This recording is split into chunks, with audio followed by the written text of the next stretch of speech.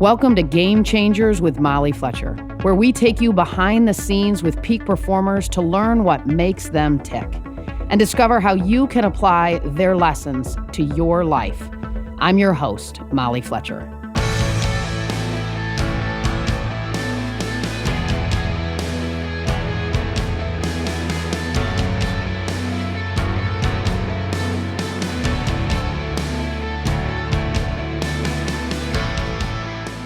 Shawn Achor is one of the world's leading experts on the science of happiness. He's the author of books like The Happiness Advantage, Before Happiness, and most recently, Big Potential. Shawn's research shows that happiness and success are intertwined, but not in the way you might think. Instead, it's happiness that fuels success. And most of the time, happiness is a choice. Shawn has traveled the world to more than 50 countries to spread his message, speaking to CEOs in China, doctors in Dubai, school children in South Africa, and farmers in Zimbabwe. His Happiness Advantage training is one of the largest positive psychology corporate training programs in the world, and he recently partnered with Oprah to create a happiness course. In today's conversation, Shawn shares the biggest misconceptions about happiness, the 4 biggest predictors of happiness, and the power in adopting a daily 2-minute positive habit. If you enjoyed today's episode, please be sure to leave a rating or review to help others discover the show. This is one of my favorite conversations, so let's dig right in.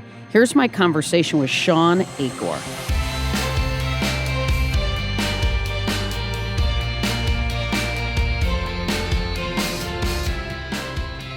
So, Shawn, what a treat to have you on. You know, I've read your books. I've, of course, admired your incredible and awesome TED Talk, and certainly admired the work that you've done with Oprah lately. So thanks so much for jumping on. Oh, of course. I was looking forward to it. Well, awesome. So I have to start here. How did you become a happiness researcher? I fell backwards into it, actually. Okay. I was at the divinity school at Harvard, and I was studying Christian and Buddhist ethics and looking at how our belief systems about the world change the way that we decide to act in the world. So why do we give? Why do we forgive? Why do we wake up in the morning? And while I was doing that, 2 things happened. One is I started to go through a period of depression myself, and wasn't quite sure how to handle that. And at the same time, I was introduced to some people in the psychology department, specifically Dr. Tal Ben-Shahar and Professor Ellen Langer. And both of them were fascinated about what if we change psychology to not just focus on depression and disorder, but what if we focused on what causes someone to feel higher levels of optimism or happiness or hope? All the things that I had been studying at the divinity school, they were just using a different language for approaching it. And as soon as we realized that you could quantify changes to optimism or to happiness, which at first, to be honest, I was a skeptic of. I knew we could measure things like depression because it's hard, it's negative, right? Mm-hmm. But measuring something like happiness, that's a mystery. Joy is a mystery. That's why we study at the divinity school. But what they pointed out that was so crystal clear in retrospect is that they were using the same metrics. If you can measure one side of the spectrum and find someone who's depressed, why couldn't you use that same scale to look at the other side and see why somebody was thriving in the midst of challenge or in the midst of a trauma or in the midst of challenges that we all experience within our lives? And I got hooked because if you can measure something, you can see what actually causes change with it. Mm-hmm. So I got to study it academically, but also got to experience it as well, seeing how not just defaulting to my genes and my environment, but actually cultivating positive habits in my life and deeply connecting to a social network had significant impacts, not only upon pulling me out of the depression that I was going through, but also showed me how much more our brains are capable of. And that's actually what I've been doing ever since, is finding ways of getting people to realize that they're not just their genes and their environment. There's incredible ways we can change. Sure. So at first, Shawn, did you sort of start to test these, sort of pivots, if you will, these tweaks and sort of mindset as it relates to happiness? Did you initially sort of test it yourself and then began to see the benefits? It started simultaneously. So I started reading all these psychology studies that were coming out that were showing the power of these very small interventions, which, going through depression at the time or seeing all the negativity in the world or the suffering, I thought there's no way something like a gratitude exercise or journaling for 2 minutes about a positive experience or sitting and watching your breath go in and out or a small random act of kindness could possibly have a huge impact when we're dealing with so many large negative things in the world. So I'm reading all these psychology papers that were actually breaking down my theories on that. We were seeing continually that people were able to dramatically change from their genetic set point to have higher levels of happiness or optimism by doing these very small changes to their life.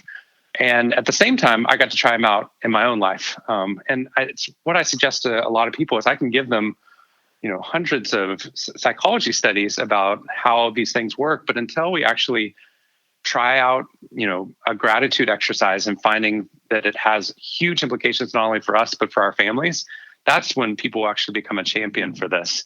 So I think it had to be experiential, but it started with all these incredible researchers across the globe that were continually pointing out that these small changes actually mattered in a way that I didn't think was possible. I mean, on this point, later in my career, I got to meet up with now the former U.S. Surgeon General, Vivek Murthy, and he said that we were talking about genes and happiness, and I was talking about how it's frustrating that so many people feel like they can't change their levels of happiness, that it's just you're born happy or not. That's the end of the story. And he said, well, it's fascinating because, everyone in this room has genes for teeth that should rot out really quickly, right? Around age 15, most of our teeth should be gone, especially in a high sugar society. And that's what it is to be human. What it is to be human is to have rotted out teeth because that's our genes. But you insert a small 45-second change to someone's day, you get an entire population to do this positive habit of brushing their teeth. And suddenly what it is to be human changes dramatically. And that's what I've been seeing happen continually is as we take these small interventions akin to brushing your teeth into schools and companies, what we're finding is what it is to be human changes. And in the midst of the challenges we're experiencing within this world, we're finding continually that if we don't get our brains too positive, we're missing out on the majority of our ability and potential to solve those problems. Mm-hmm. God, that analogy with brushing your teeth is powerful. That's cool. I connect to that. So just to get clear, how do you define happiness? I don't see happiness as mere pleasure. And I think this goes back to the divinity school work. I think a lot in psychology focuses on happiness as pleasure, which causes all these big problems. Like you might have seen research studies come out saying, is it better to live a happy life or a meaningful life? And what they mean by happy life is that it's a pleasurable life versus doing something meaningful. I think that if you're separating happiness and meaning, you've already made a mistake. For me, happiness is, and I'm stealing this from the ancient Greeks, I like their definition better than our modern one, which is that happiness is the joy we feel moving towards human potential or our potential. So happiness is this joy you feel moving towards your potential, which means two things. Joy is something you can experience actually when life is not pleasurable, in the midst of working really hard in a job, starting up a business. You're going to have overflowing inboxes and high levels of stress and high levels of uncertainty. But you can actually still experience joy as you watch your strengths emerge, or you knit a team together, or you create a product, or you build a business where there wasn't one before, or you take childbirth, for example, which obviously doesn't have high levels of pleasure all the time. But in the midst of that high displeasure and pain and fear, you can actually experience joy as well. So what we're looking for is something that can happen even when pleasure might be absent, even in the midst of challenge. So for me, happiness is a mixture of an emotion and a mindset. It's a belief that your behavior matters, linked up to seeing meaning in the present and gratitude for that experience that leads to this emotional experience that becomes the fuel for seeing our potential. So for me, the other side of it is, the reason I like that definition is that this isn't joy that stagnates, which is what we oftentimes think of with happiness. Like if I'm happy here, I'm not going to move forward. This is the fuel that makes us want to see more of our potential. It's the fuel for moving us towards, wow, if I'm feeling this, I want other people to feel this as well. That is a powerful definition. Super, super cool. What do you think are the biggest misconceptions? And you've talked about this. I've heard you talk about this. The biggest misconceptions about happiness. Well, the first one was one that I experienced initially at Harvard, because I was so grateful to get to go there. It wasn't even on my map. Sure. We didn't have money for it. I was there on a military scholarship. So every day that I was able to be there, from the very beginning, I felt like it was a privilege. And I looked around at the students, and later as I was studying this, I found that 80% of those Harvard students go through work debilitating depression at some point.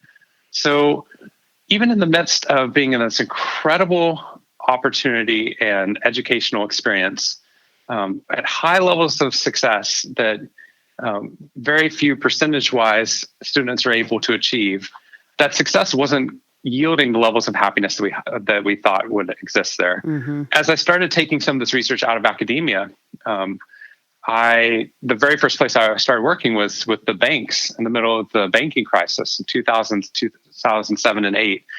And here, wealthy bankers who didn't get their bonus once, who were just shattered, and were struggling to find levels of happiness. And here are some of the wealthiest people in the world I was working with, and yet their levels of happiness were not very high. And what it kept continually pointing back to is that our formula, which is that I'll work harder and I'll be more successful and then think how happy I'll be, wasn't working at all. Mm-hmm. But it's the formula that motivates us as entrepreneurs. It motivates us in business. It's how we motivate people in leadership, right? It's like, hey, work hard, get to this next goal. Get this promotion, right? Yeah. Get this next deal, right? Sure. Yeah, and it permeates everywhere. It's like, as soon as you write a book, then you'll be happy. that does not happen. Right? Dude, I got you on that one too, man. Yeah, you understand, right? Like as soon as you write it, then you have to edit it, and people have to pick a cover, and then and then totally. Are you going to write another book? And then why is it not selling better than this other? Yeah, so sure. It then becomes this competition or comparison, sure. And then you think about the next book or the next views I need, and you see it on social media, right? Like I can get 10 likes of a post I have, and then I look over and somebody else is doing what I do and gets 1,000 likes, right? And so what happens is that every time we have a success, the brain is designed to change the goalpost to what success looks like. It's designed to do that because we're trying to see our potential.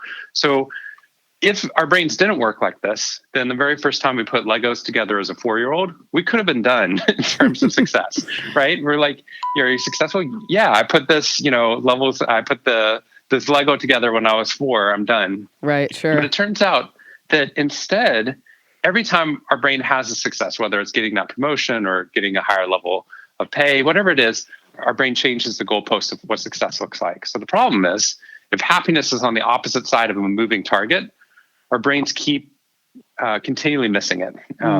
So what we found was, as we measure higher levels of success, it doesn't seem to correlate very much with higher levels of happiness. So we flipped it around, and what we found is, if we could raise someone's levels of happiness from where they are currently, if we could raise their optimism levels, if we could raise a banker's optimism in the midst of a banking crisis, or an entrepreneur's belief that their behavior matters, or if we deepened someone's gratitude in the midst of a challenge, it turns out if we are able to measure them and turn their success rates afterwards, every business outcome we know how to test for would rise dramatically. Every one of our educational outcomes as well. So everything we test for on the SAT and ACT turns out rises dramatically when the human brain is positive first. Productivity at work rises by 31%, sales cross industry by 37%, 40% higher likelihood of promotion when our brain is in a positive state. At UBS, in the middle of the banking crisis, I found if we can get them to see the meaning in their stress, same level of stress, which was at the highest in the scale, had a 23% drop in the negative health effects upon their body. So what we're continually seeing was we were smarter, our memory deepened, our social bonds deepened, our symptoms were less acute, we lived longer. every business and educational outcome we knew how to test for would improve when the brain was positive. So coming back to the question about the misconception, I think the biggest one, and we also, oftentimes when we're hearing this information, we want something practical, like I'm going to do something today. But I think a lot of this change starts, the most practical change, I think actually starts with a mindset change, which is I need to realize that if I really want to be successful today at work, if I really want to be successful at my job or hit that next goal, I need to find a way first of getting my brain to positive. Because if my brain's not at positive, I'm underperforming my real capability here. I think that's the misconception. Success doesn't yield higher levels of happiness, but if we flip it around, it wasn't just a correlation, it was a causation. Higher levels of happiness yielded higher levels of success across the board. What do you think, Shawn, and based on your research, what are the greatest predictors of long-term, happiness?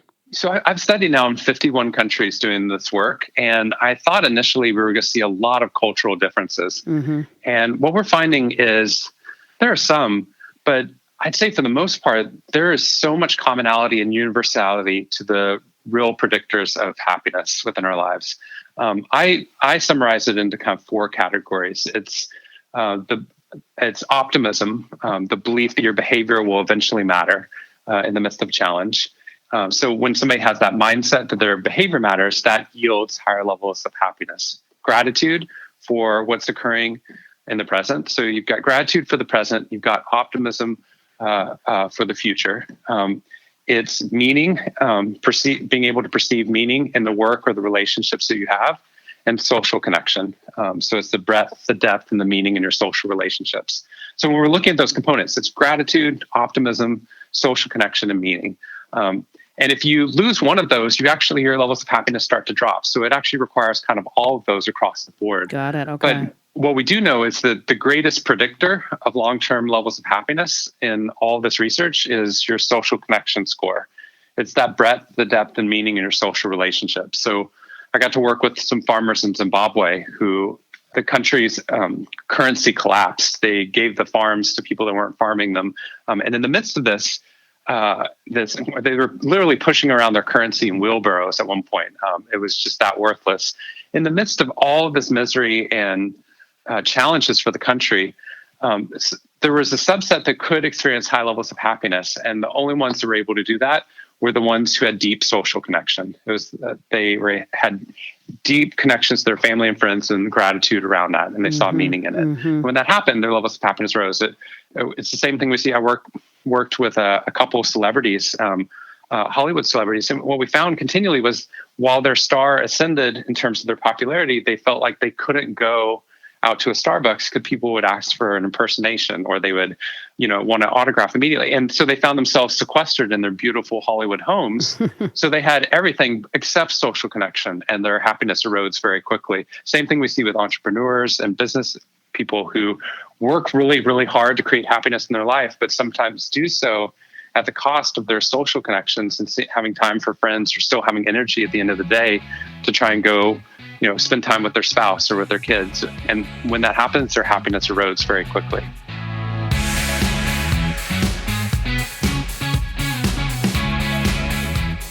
We'll get right back to the show, but first, I want to share with you a free video series that I created just for you. Too often, we assume that our potential is some lofty vision hanging over our heads, but never quite attainable. But in reality, our potential is built in small moments. A pro athlete delivers a clutch performance in the biggest games because he executed it 1,000 times in practice. The same goes for you. Master the little moments so you're ready for the big moments. My free Unleash Your Potential video series walks you through 3 simple steps to move closer to what you really are capable of. To get free access, visit 5minutepotential.com. That's 5minutepotential.com.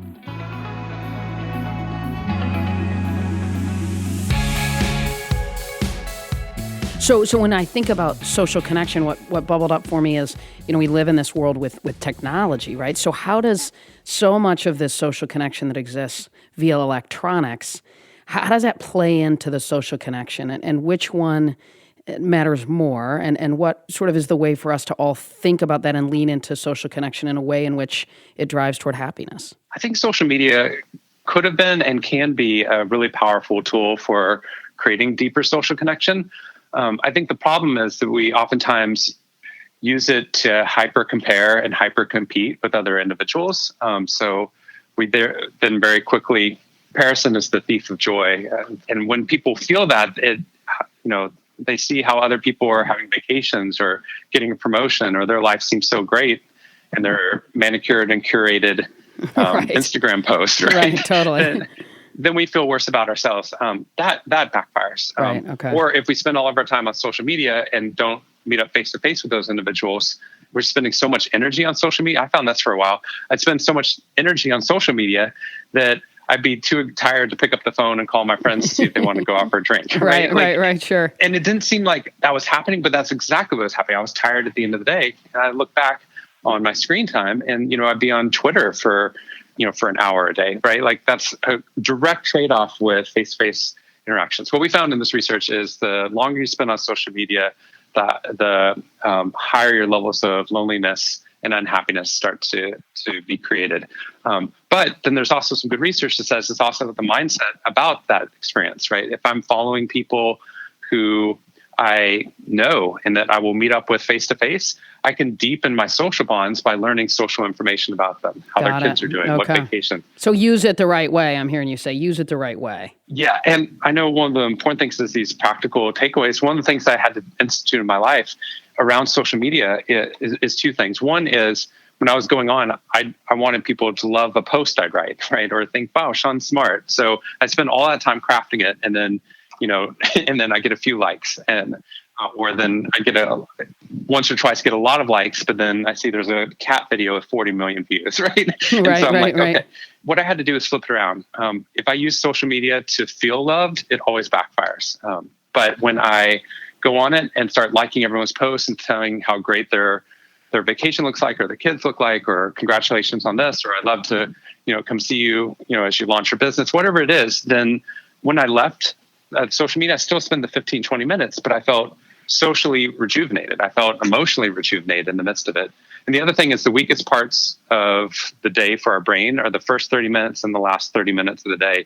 That's just energy management. Sure. That's when our resources are lowest. But that's when I would go on social media and read the news and check my email. So I just created a mental moat around my day. I still want to be informed. I still look at the news. I still go and see social media, but I don't do it in the first 30 minutes or last 30 minutes of the day, because that's when my brain's weakest. Got it. That's awesome. How do you encourage people to measure their happiness? So if you Google the University of Pennsylvania's positive psychology website, they have done an amazing gift for the world. They have on the resources tab all of the metrics, the main metrics that we use in positive psychology. So if you want to actually use the real metrics, you can actually go on there and you can track yourself. You can keep track of your scores over time. Very cool. So that's really neat for those of us who are geeks. Right. But I think if you say you're a 7 on happiness, like if I ask you on a scale of 1 to 10, how happy do you feel today? If you say you're a 7, I can't be like, actually, no, you're a 2, right? 'Cause it's a subjective experience. And the reason I'm saying that is that I think it's one of the few places where we can actually determine this ourselves. Like I can't do a blood count for you or my cholesterol level right now, but I can tell you how my energy and my happiness are feeling in this present moment. And so I'd also encourage people, because as soon as people start asking questions about happiness more deeply, we actually find that their happiness scores drop momentarily, because they realize that there is a lot more happiness that they were capable of. We often find ourselves on autopilot for the world, right? Like I'm just going to get this stuff done today. And if I get through a lot of emails, that was a good day and I can smile, right? But instead, what we're finding is that our happiness scores drop a little bit when we realize, wow, I haven't spent any time actually consciously being grateful, or I haven't seen some of these friends that have the best influence on me in, a month or two, right? Or I'm not doing any of the activities I know that cause high levels of happiness for me, or I'm not exercising. Whatever it is, that we have this momentary drop in happiness where we realize that more is possible. I see that as a really beneficial moment, because that's when we start to actually have the potential to grow and move towards those higher levels of happiness. So what we do, you can test yourself compared to other people's response to you, right? So like you can not only how you feel in terms of your levels of happiness, but see how other people are responding around you, right? Are they more positive or calm or smiling around you or saying, wow, something's different about you, or you seem to have things are going really well. So you actually have a check on yourself, right? Sure. People that know you well, absolutely. So if happiness is a choice, right? Why doesn't everybody choose happiness? I mean, it seems like certainly a better way to live, right? Yeah. Why doesn't everybody choose it? I would add, now having done this, when I first started doing this, I was arguing for the happiness as a choice. I'd say happiness eventually can become a choice, because I do think that there's some moments in our life where in the immediate aftermath of a trauma or a death, I think there should be grief. And if there's not grief, then I think that there's actually a disorder that's going on there that I think that we need to be able to recognize. So I think that there's a few moments in our life, they're brief but just need to be recognized, where happiness is less possible. That being said, I'm continually wrong when I say that, because we find, I just work with a group of cancer patients, terminal cancer patients, who had extraordinarily high levels of happiness. And I was like, why? And they said, look, I'm fighting so hard to be alive. I'm not going to waste it, spending this time being negative. Like, why would I fight so hard for another negative day? I'm fighting for a good day. So I'm going to fight to make it a good day. So, or we find people who have nothing or living in extreme poverty, or people who have gone through these very difficult situations, or in places that I wouldn't want to be, or in prison, who still have high levels of happiness and optimism. And I'm watching these people. I'm like, why am I not more like this person? So I say that only to say that I put a caveat on happiness as a choice, but I also find that we keep finding these individuals that prove the theory wrong, that you might be able to choose it in different places. The reason I think we don't choose it is, one, I think we don't think it's a choice. I think most people think, I can't be happy because of my genes or my environment. If you ask them why they're not happy, they'll say, I have genes that predispose me to pessimism or depression, or they'll say, I can't be happy, I didn't get my bonus, or I can't be happy, look what's going on in politics right now. And the problem is that, one, it's inaccurate, because there are people who see what's going on in politics right now, or that have genes for pessimism and depression like I do, that are still able to choose happiness in certain points of their life. So we know that there's these outliers that are able to break the pattern that we thought was unbreakable. But also, all of this research, and this is why I think this research is so powerful, is that all of this research shows how incredibly change is possible. We think we're just our genes or environment, or we're going to be the same person today that we are tomorrow, or when we go to a conference, we're going to be the same person we are when we leave as we were when we arrived. What we're finding in this research, you get somebody to scan the world for 3 new things that they're grateful for each day for 45 seconds, just like brushing your teeth. You scan for 3 new things you're grateful for a period of 21 days in a row. 21 days later, you're actually statistically and significantly different. Your levels of optimism rise significantly over what your set point was previous to doing this experiment. Wow, that's awesome. Right? You journal about a positive experience in the midst of a trauma. You write about one positive experience you've had over the course of the past 24 hours. You spend 2 minutes in a Word document just writing every detail you can remember about that one positive experience you might have had over the past 24 hours. Levels of meaning rise significantly, levels of happiness rise significantly, optimism levels rise within just a 2-week period of time. We find exercise is the equivalent of taking an antidepressant. We find that, meditating even for 2 minutes a day has significantly drops your levels of stress and raises the levels of accuracy you have in your work. We find that writing a 2-minute positive email each day, praising or thanking somebody, a very simple 2-minute email or text message, and you try to do a different person each day for 21 days in a row, turns out at the end of this, your social connection score rises dramatically. That's the breadth, depth, and meaning in your social relationships, which is the greatest predictor of your happiness. So what we're finding is these things that take 2 minutes a day, we're suddenly actually moving people from our genetic set point. So what it teaches people, we did a study for Training Magazine a couple years ago, and we got all these HR leaders, and we asked them, how much do you think change is possible? And it was abysmally low. And their job is to help people to be able to change, right? And then we got them the leader to do a 2-minute positive habit. They got to pick one of those 5 I just mentioned, the 2-minute positive habit for a period of just 14 days in a row. At the end of it, just as we saw in all the literature, their levels of happiness rose, their optimism scores rose, stress drops. We already know that's going to happen, but their belief that other people could change suddenly skyrocketed. And it's what we're seeing continually, right? Yeah. Is that when people try this, it works. And, I have not met somebody yet to this day, and I've been doing this now for more than a decade. And it'll probably, I don't know if it'll ever happen, but I've never met somebody who does at least 3 of these habits who is currently unhappy.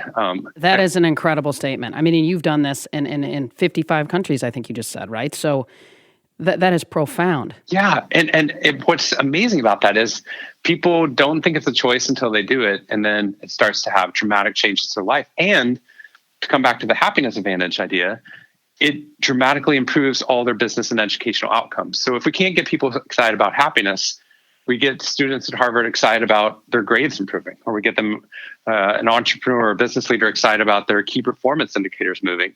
But what they realize that moves it is changing their levels of optimism, gratitude, or social connection. So Shawn, based on your research, does the brain change from a chemical perspective when we think about these tools and tactics you just rattled off? Is there a physical change in the brain? There is. So the real question to the answer you asked earlier about how do you measure yourself, you can triangulate it with 3 things. You could do measuring yourself, that's self-report. You could do observer data, that's other people or your friends.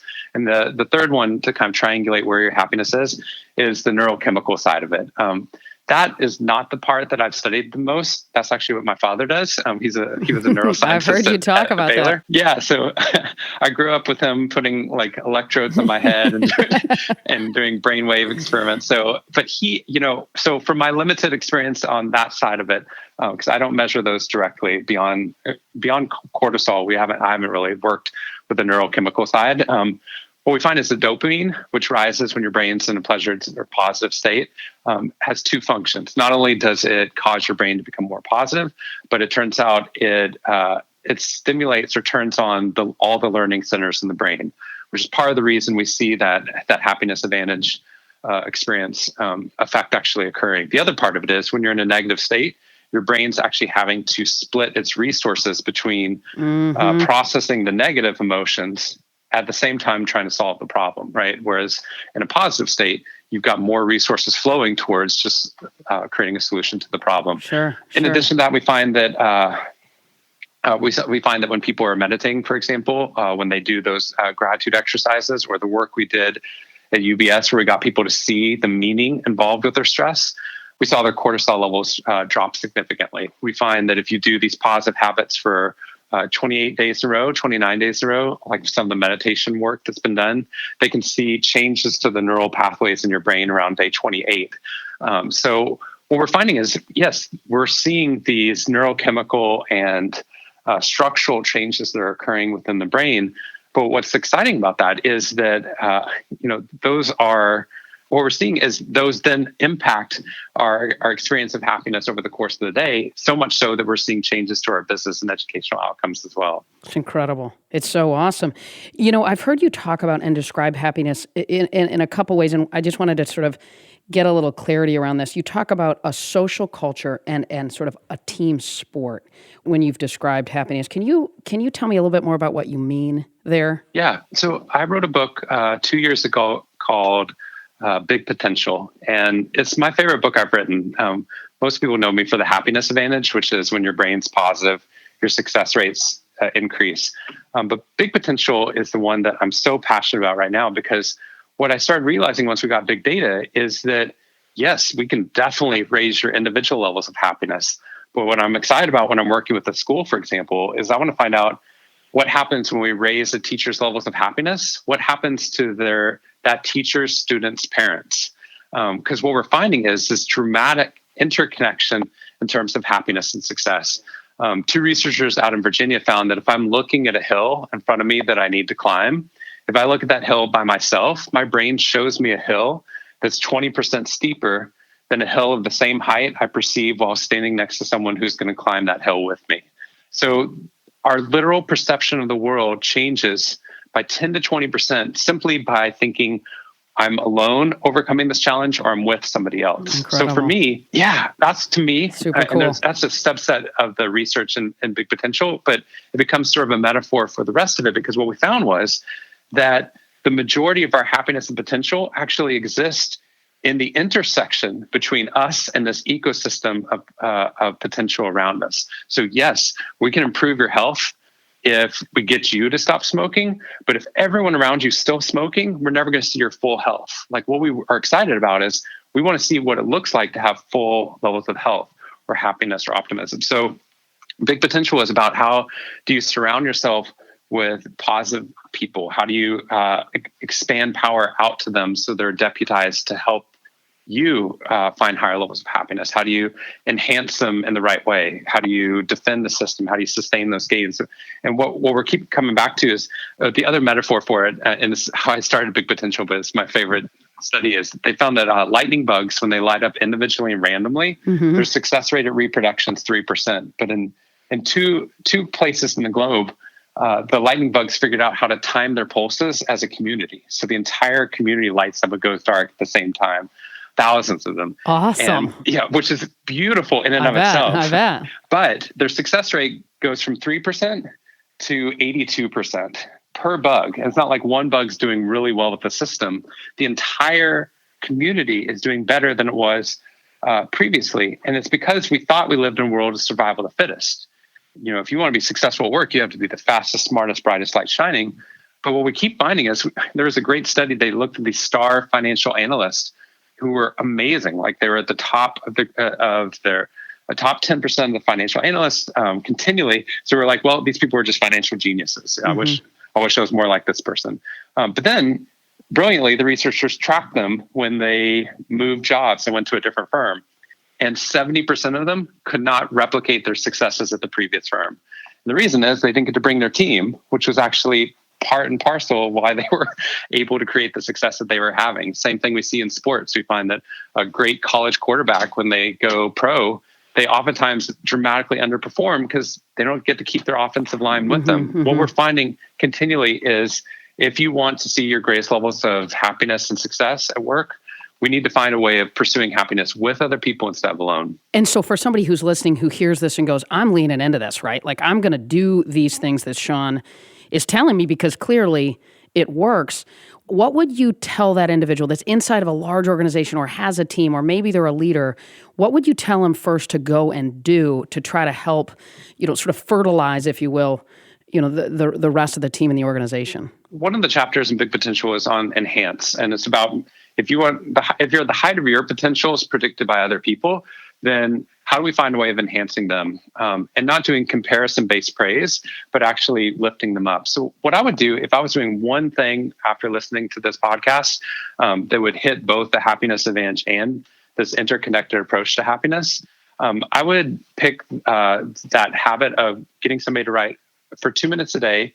You write a 2-minute positive email praising or thanking somebody in your life. It's basically an outward expression of gratitude. So it's an externalized gratitude.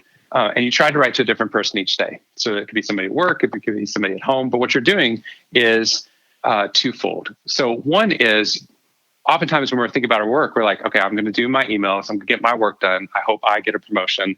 It's all within this one sphere of how do I be a superstar in that space? You could be a superstar, you just can't do it alone. So how do you actually find greater levels of happiness and connectedness in the midst of this? So what we find is when people write that 2-minute positive email each day, it turns out not only do they feel deeper levels of social connection, but they actually, when they write it in the morning, when they first get into work, which is the work we were doing at Facebook, turns out over the course of the entire rest of the day, their brain, they conceive of themselves as, I'm the type of person who praises other people. Their praise and recognition triples over the course of the day. That's but awesome. Get this. So at LinkedIn, I was doing some work with WorkHuman, and we did a study there on this peer-to-peer gratitude network, basically. That was all electronic, so we could actually test it. And we found if I receive 1 to 2 pieces of positive praise from a peer, it actually doesn't affect me that much. But at 3 touch points of positive praise that I receive over the course of a 6-month period of time, if I receive three touch points of praise or more, turns out the retention rates went from 80% to 94%, which was worth millions of dollars to LinkedIn. But what I got excited about is that person then becomes a praise doubler. They actually double the amount of praise Oh my they gosh. put back into the system. Dang. So it's actually how you create a praise culture where the people around you are in a positive state, but also you as a leader feel more connected to other people. So I think it's perceptual, but it's also actual as people do this simple 2-minute positive. And also leaders who praise like this in the coal mining industry, their teams, their productivity rose by 31%. So what we're finding is this incredible interaction that occurs between my levels of happiness stemming from the levels of happiness that I create in other people. That's outstanding. That's outstanding. You know, I know you have an incredible and wonderful son, Leo. My husband and I have 3 daughters. I know so many people listening have kids. What should we teach our kids, our children, about happiness? Oh, this is the question that is at the heart of, my entire day now. I've switched a lot of my work. I was probably doing 90% of my work with companies and 10% government schools. And now I'm shifting it. We're up to about 30% of the time working with schools. I'm working with all the schools in Flint, Michigan right now in the midst of poverty, in the midst of water crisis, on how we can get the teachers focused on raise their levels of happiness and social connection so we can keep the good ones there. And then we created these courses for the students. So up in Schaumburg, for example, at School District 54 outside of Chicago, we created a happiness curriculum with the leaders there, with Andy DeRoss and his team.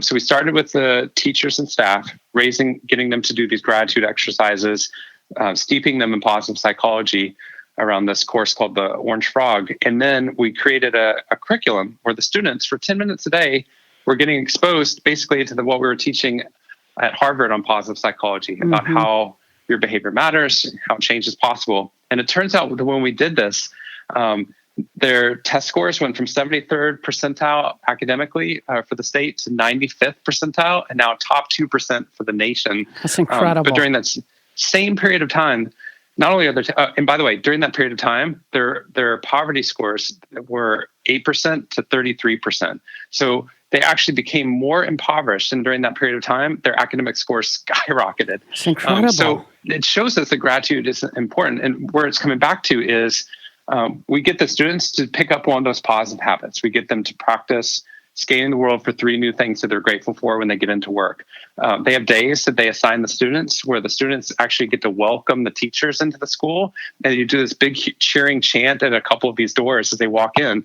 So the students are cheering for the teachers coming in instead of it being a one-way street of teachers trying to provide this. They created parent universities that they're doing in Flint and outside of Chicago, where when the parents come to the school to meet the teachers, the students teach the parents these positive habits and show them how to do it and get them to meditate for 2 minutes and do the gratitude exercises. Oh my gosh. And then they can do this at home. So what I would say is if you have children or if you want to expand this out to children, what we found is these habits are not difficult to do, right? The 3 gratitudes we already do with my 5-year-old son. We have a glass jar, for example, that we keep in our kitchen. And when good things happen to one of our kids or to us, we write them down on scratch sheets of paper, fold them up, and put them into this glass jar. We learned this from one of the grandmothers in Flint who said she would do this with her kids or grandkids.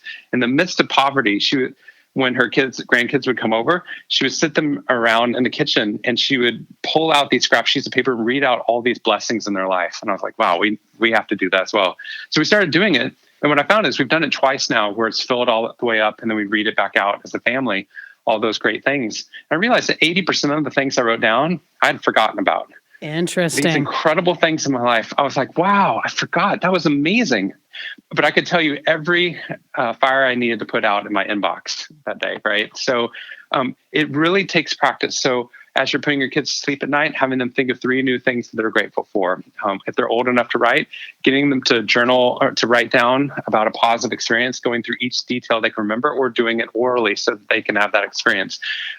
Getting them to do a random act of kindness with the 3rd grade students we were working with. They felt like they were kind of the younger kids within the school. So we got them to make these bookmarks of kind comments that they'd write and they put these bookmarks into the fifth grade students section of the library. So when the fifth graders open up, they get this love and affection from these third graders. Sure. But then the third graders believe that their behavior matters. So what you're getting, and now at the high school level, we're seeing these secret happiness clubs being able to form, or the students are getting involved in creating these random acts of kindness in the community. And what we're finding is the more people feel that their behavior matters and the more they practice gratitude, it becomes a way of inoculating themselves against the stress of a broken educational system. Go.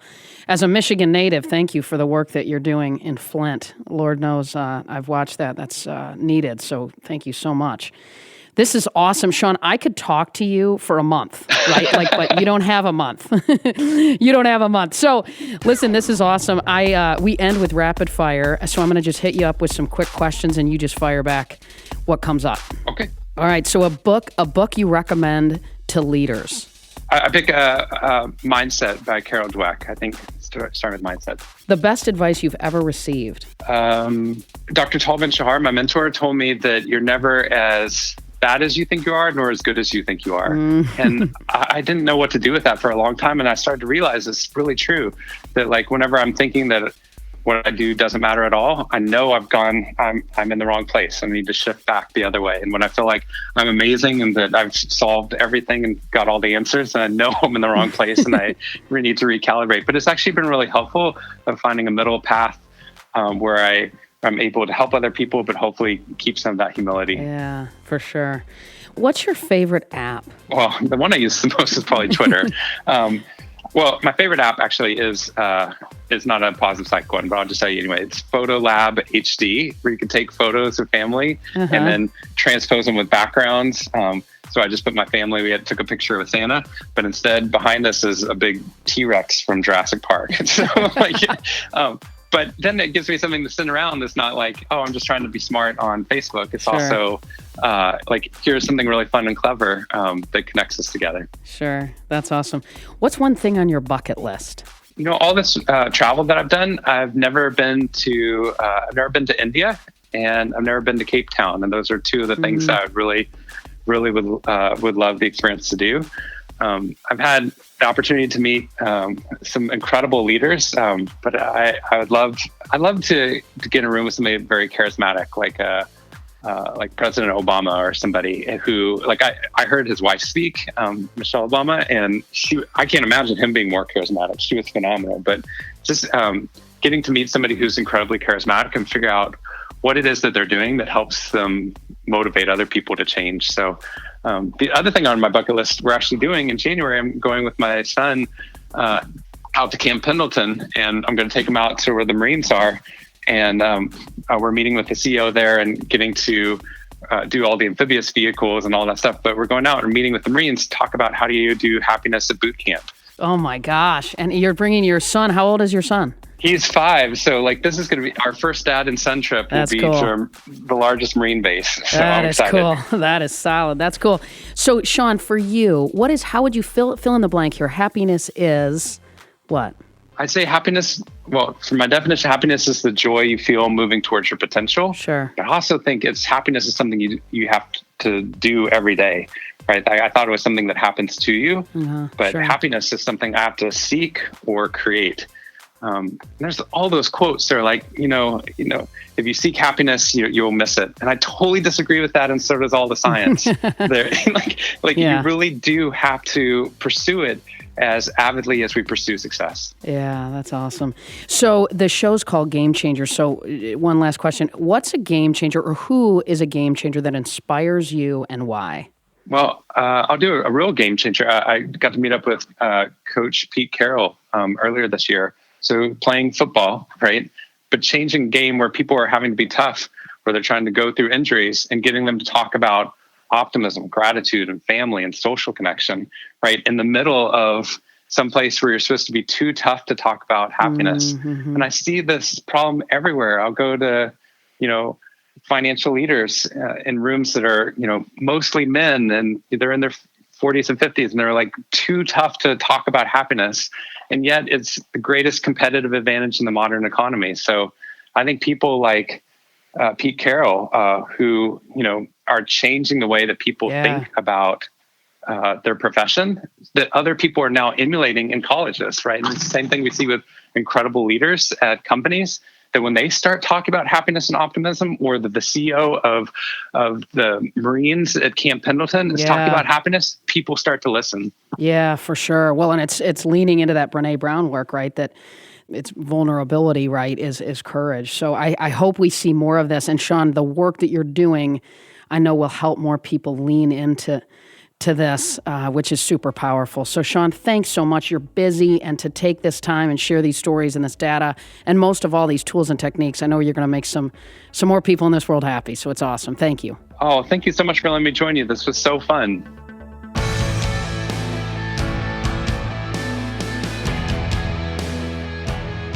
Thanks, as always, for listening to Game Changers with Molly Fletcher. If you like the show, be sure to subscribe on Apple Podcasts. There you can listen to previous episodes and leave us a review, which helps other people find out about the show. For more about me, visit mollyfletcher.com. Until next time, stay curious and be bold.